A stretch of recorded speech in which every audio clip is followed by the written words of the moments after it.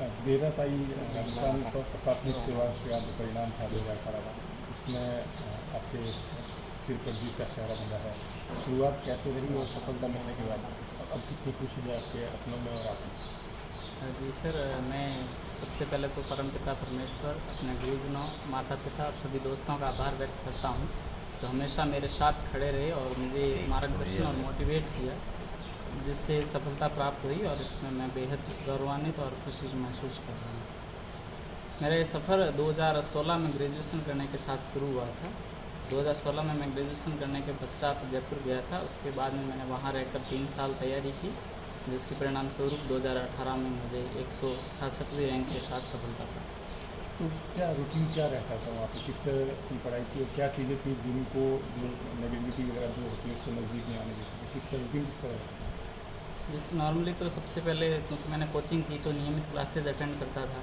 उसके बाद नियमित तौर पे हमारे टेस्ट सीरीज चलती रहती थी, तो टेस्ट सीरीज़ के आधार पे एक स्टडी कंटिन्यू बनी रहती थी। आपको मोटिवेट होने की आवश्यकता पड़ती नहीं यदि आप टेस्ट सीरीज़ रेगुलर ज्वाइन करते रहते हो। यदि बीच में डिमोटिवेट होते हो तो आपके पास एक दोस्तों का एक अच्छा सर्किल होना चाहिए जो आपको समय समय पर मोटिवेट करते रहते हैं और अपना जो लक्ष्य है उसके बारे में आपको बताते रहते हैं, ताकि आप अपनी राह पर डटे रहें, अपने लक्ष्य से भटकें नहीं। तो दोस्तों ने मुझे इस मामले में बेहद मदद की। वो क्या चीज़ थी जो उन लाखों यूथ में से आपको अलग करके आज इस मुकाम पर ले आई? इस मेरे हिसाब से तो केवल और केवल निरंतरता था। यदि हम एक ही लक्ष्य को मान के चलें, 2-3 लक्ष्य को एक जगह नहीं मान करके एक ही लक्ष्य, जैसे मैंने आरएस चुन लिया तो उसके बाद मैंने किसी भी भर्ती परीक्षा का कोई भी एग्ज़ाम नहीं दिया। बीच में मेरे सेकंड गेट, फर्स्ट गेट सारे एग्ज़ाम आए थे, लेकिन मैंने किसी भी एग्ज़ाम को अटेंड नहीं किया, केवल और केवल आरएस का ही किया। और टेस्ट सीरीज़ मैंने कभी भी नहीं छोड़ी। टेस्ट सीरीज़ की वजह से और निरंतरता बनी रहने की वजह से ही मुझे ये सफलता।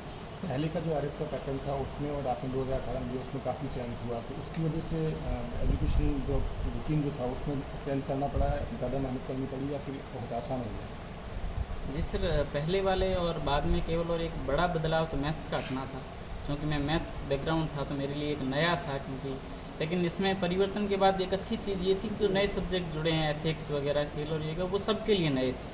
जो सिलेबस में बदला हुआ वो किसी के लिए ऐसा नहीं कि वो उसमें एक्सपर्टाइज थे। और आरएस में एक विषय नहीं होकर के बहुत सारे विषय हैं, तो आपका किसी एक विषय में एक्सपर्टीज़ होना सफलता का पैमाना नहीं है। तो आपको सभी विषयों की अच्छी तैयारी करनी पड़ती है। तो नए बदलाव के बाद में मुझे नहीं लगता कोई परेशानी हुई, जबकि सिलेबस के अनुसार जो था उसी के अनुसार। आजकल के यूथ की बात करें जो राजस्थान प्रशासनिक सेवा का गोल लेके चलता है, लेकिन बीच में रीट आ गई, रीट दे दी, थर्ड ग्रेड आ गई, थर्ड ग्रेड, उन लोगों के लिए आपका क्या कहना है? सर, मेरा यही कहना है कि यदि आपने एक ही लक्ष्य चुना है आरएस, तो कम से कम आपको जो पहला प्रयास है उसमें तो अपना पूरी मेहनत कर लेनी चाहिए। यदि पहले प्रयास में नहीं होता है तब आप अन्य विकल्पों पर विचार कर सकते हैं कि एक बैकअप ऑप्शन के रूप में तैयारी करें किसी अन्य का। आप एग्ज़ाम दीजिए अन्य भर्तियों के, लेकिन आपका जो मेन टारगेट है वो एक ही भर्ती होना चाहिए, तो उससे आपकी जो सफलता का दायरा है वो बहुत नज़दीक है।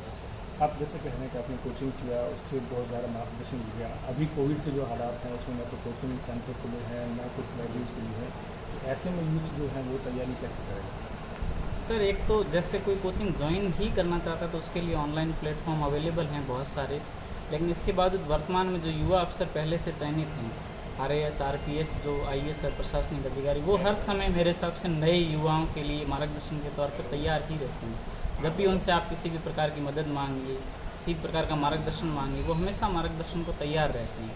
तो उनसे मुझे बेहद मार्गदर्शन मिलता है और मैं नए युवाओं को भी यही सलाह दूंगा कि आप पहले से किसी भी सेलेक्टेड ऑफिसर के संपर्क में रहें, ताकि आपको एक अच्छी दिशा मिलती रहे, आप दिशा से भटकें नहीं।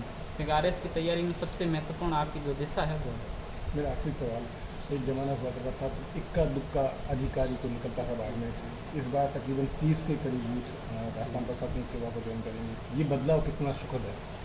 सर, ये बदलाव बेहद सुखद और गौरवान्वित महसूस करने वाला है।